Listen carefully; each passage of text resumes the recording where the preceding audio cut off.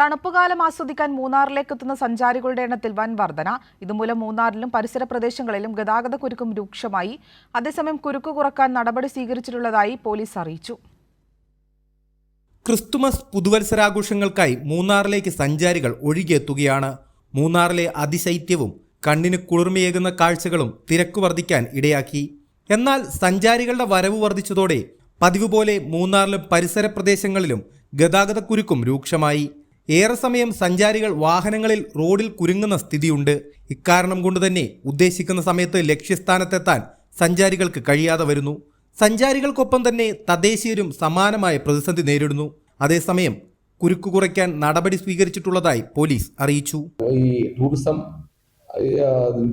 പദ്ധതിയുമായിട്ട് ബന്ധപ്പെട്ട് ടൂറിസത്തിന്റെ കൂടുതൽ ടൂറിസ്റ്റുകൾ വരുന്നതുമായി ബന്ധപ്പെട്ട് നമ്മുടെ പഴയ മൂന്നാർ മുതൽ മാട്ടുപ്പെട്ടി ഡാം വരെയുള്ള ഭാഗം, പിന്നെ മറയൂർ റോഡിലേക്ക് പോകുന്ന ഒരു 2 കിലോമീറ്റർ ചുറ്റളവിൽ, ഈ ടൗണിൻ്റെ ഒരു 3 കിലോമീറ്റർ ചുറ്റളവിൽ പോലീസ് ഡിപ്ലോയ്മെന്റ് ചെയ്തിട്ടുണ്ട്.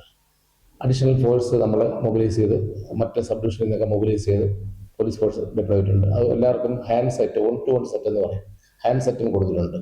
അപ്പോൾ നമുക്ക് ഏതെങ്കിലും ഒരു റോഡ് അപ്പം കൂടുതൽ ബ്ലോക്ക് ആണെങ്കിൽ ആ മറ്റേ റോഡൊന്ന് ക്ലോസ് ചെയ്ത് ഇത് കൂടുതൽ നടത്തിവിടാനുള്ള സംവിധാനത്തിലേക്ക് വേണ്ടി Munnar town, Anachal town, Munnar Mattupetty road, Munnar Marayoor road തുടങ്ങി എല്ലായിടത്തും വലിയ രീതിയിലുള്ള തിരക്കാണ് അനുഭവപ്പെടുന്നത്. ചിലയിടങ്ങളിലെ വഴിയോര കച്ചവടവും തോന്നുംപടി വഴിയരികിലുള്ള പാർക്കിങ്ങും കൂടുതൽ പ്രതിസന്ധി സൃഷ്ടിക്കുന്നു. കൈരളി ന്യൂസ്, ഇടുക്കി.